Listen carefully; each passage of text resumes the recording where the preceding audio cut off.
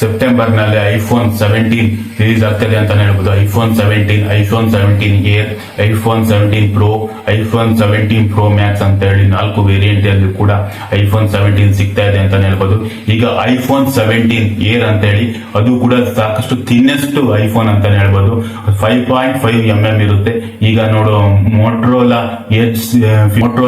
Series mobile ತರ ಸಾಕಷ್ಟು thick ಆಗಿರುತ್ತೆ ಅಂತಾನೆ ಹೇಳ್ಬೋದು. 5.5mm ಅಷ್ಟು ಥಿಕ್ನೆಸ್ ಅನ್ನು ಹೊಂದಿದೆ ಐಫೋನ್ 17 ಏರ್ ಅಂತ ಹೇಳ್ತಾರೆ. ಹಾಗೂ ಒಂದಕ್ಕೂ ಕೂಡ ಕ್ಯಾಮ್ರಾ ಶಟರ್ ಬಟನ್ ಕೂಡ ಇದೆ ಅಂತಾನೆ ಹೇಳ್ಬೋದು.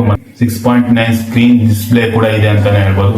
ಮತ್ತು ಬಯೋನಿಕ್ A19 ಪ್ರೊಸೆಸರ್ ಕೂಡ ಐಫೋನ್ 17 ನಲ್ಲಿ ಇದೆ ಅಂತಾನೆ ಹೇಳ್ಬೋದು.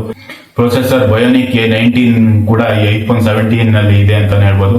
ನಂತರ ಐಫೋನ್ 17 ಒಂದು ಕ್ಯಾಮ್ರಾ ವಿಷಯಕ್ಕೆ ಬರೋದಾದ್ರೆ ಸೆಲ್ಫಿ ಕ್ಯಾಮ್ರಾ 24MP ಇದೆ ಮತ್ತು ಫಸ್ಟ್ 12MP ಇತ್ತು. ಈಗ ಕೂಡ ಸೆಲ್ಫಿ ಕ್ಯಾಮ್ರಾನೇ 24MP ಇದೆ ಮತ್ತು ಮೈನ್ ಕ್ಯಾಮ್ರಾನೇ 48MP ವರೆಗೂ ಕೂಡ ಕ್ಯಾಪ್ಚರ್ ಮಾಡುತ್ತೆ ಅಂತ ಹೇಳ್ಬೋದು.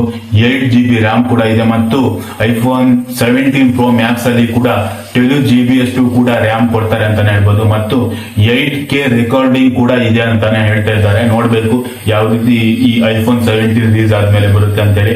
8K ರೆಕಾರ್ಡಿಂಗ್ ಆದ್ರೂ ಕೂಡ ಒಂದು ರೆವಲ್ಯೂಷನ್ ಅಂತಾನೆ ಹೇಳ್ಬೋದು. ಈಗ